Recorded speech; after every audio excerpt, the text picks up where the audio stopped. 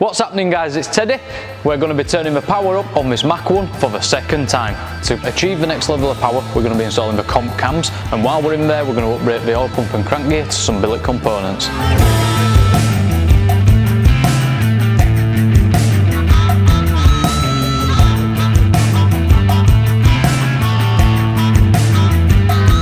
We are now stripping the car to gain access to the oil pump and the crank gear.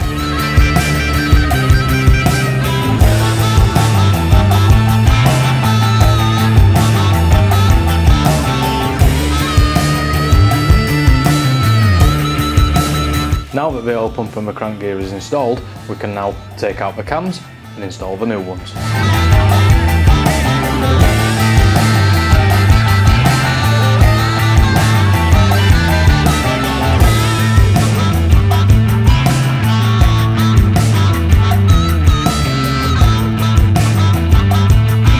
Now that the engine is going back together, we're giving it a new lease of life with some NGK race plugs.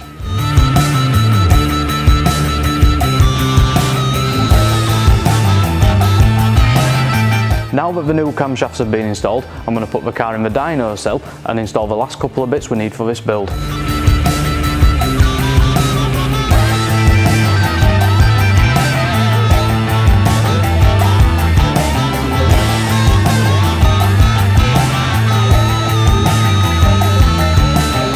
Now the cams, intake and the catch can are all installed, it's time to put the car on the dyno and we're going to see what figures it's going to make once D works his magic.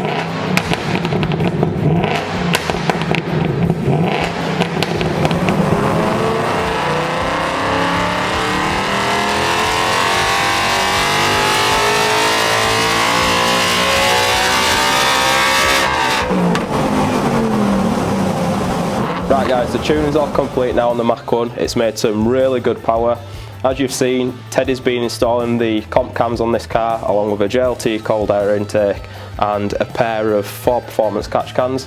So this car has already got a set of ARH long tube headers on it. So on the graph we've got the power that the car's just made now compared to a completely bone stock Mach 1. So a bone stock Mach 1 generally makes between 400 and 410 wheel horsepower. So this fully NA built car is now making 481 wheel horsepower, so it's like an extra 80 wheel horsepower gain from basically a few bolt-on parts. Obviously the cams are a little bit more in depth, but they are still kind of classed as a bolt-on part. So we've gained 80 wheel horsepower at peak, and we're revving this out to 8,000 RPM, so the rev limit's actually set at 8,000. Makes peak power at 7,700, so you've got a really long power band. With the high lift cams, it does move your power towards the top end of the rev range. You would have a little bit more torque with the stock cams. We've now moved that to the top of the rev range to give it a bit more peak power. So this car's going to feel mega on the streets, and it's going to make it feel more like the GT350R. So yeah, it's all dialed in now. We'll take it out on the road and test it, and then it's good to go.